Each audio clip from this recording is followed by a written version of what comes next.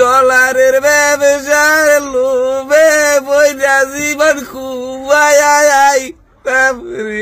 Dollar প্রতি লোভ লালসা কিভাবে আসলো? এই ডলার প্রতি লোভ লালসা আইছে ফোনে এক দালালের চক্রতে পড়িয়া সম্পর্ক হয়, ওর লগে কথাবার্তা হইছে। ও $2 ডলার ফাড়াইছে আমার বাইরার মাধ্যমে। এই $2 দেখে আমরা বোলা নিয়ে বাঙ্গাইছি, $2 বাঙ্গাইয়া দিয়ে দে। এদিনও আসলে অরিজিনাল ৪০০ টাকা। দালাল চক্রকে টাকা দেয় না যে আপনারা যাচাই বাছাই করে দেখেন। যাচাই করে দেখলাম যে ৭০ টাকা। দালালের জানাইলাম তো ভাই টাকা তো ঠিক আছে।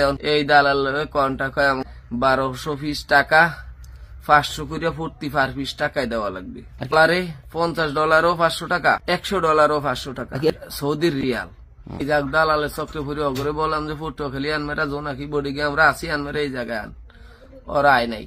সকাল ৯টা, ৯:৩০, ১০টা এরকমের রইব এই ঘটনা। এই জায়গাতে নে অটো দিয়া নিয়া হাটালের পাশে একটা সিফাটা রোড আমাদের টাকাটা দুইজনের ফিস মোড়া বান্ধিয়া লাই। আমার সাথে আমার বাইরে ছিল, দুইজনে বাইরের কান্দে ব্যাগ, আমি পাশাপাশি আগে ধরছে খাইলা লাডারে পরে টাকার ব্যাগটারে ধরিয়া মানে দুই বাইরে এমন কায়দায় আটকাইছে মানে বুয়ের খেসা খুঁজে একালে গলা কইলা মইলা হুগাই গেছে। লগে আমাকে ওই দালালও আছে, হিন্দি ভাষায় কথা কয়, এই লোকটাও আছে।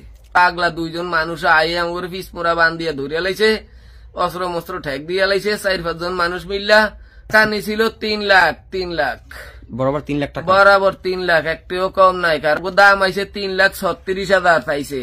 এদেরকে মানে ওই $১২০০ আছে, পুরা ১২০০ পিস রিয়াল, ১২০০ পিস রিয়াল সবে আমাকে দিব। মারধর করছে আপনাদেরকে? মারধর বলতে থাওয়ার থোবার দিয়া ওরা দেখ করতে দিয়ে অস্ত্র মস্ত্র দেখাইছে, আমাকে পুরা মারিয়া হালানের ফেলান করতে। যদি বাচ্চা না আইতাম তাহলে আমার মা বাপ ভাই বোন লাশের খবর পাইতো না রে। যা কপাল গুলে লোভে বৈরানি জীবনে ধ্বংস না থাকলে আমার ঘরে যেমন ৩ লক্ষ, আপনার একটা ইচ্ছে ছিল যেমন ৩ লক্ষ টাকা দিয়ে আমি ৬০ লক্ষ টাকা পাবো, এমন একটা, হ্যাঁ এমন একটা আশা ভরসায় গেছিলাম। ৩ লক্ষ টাকা পুরোটাই আপনার ছিল? হ্যাঁ পুরাটাই আমার। সুদে আনছি সব টাকাই সুদের। খালি আমার মনে হয় ৮-১০ টাকা আমি অটো গাড়ি চালাই, এই চালাই না টেয়া।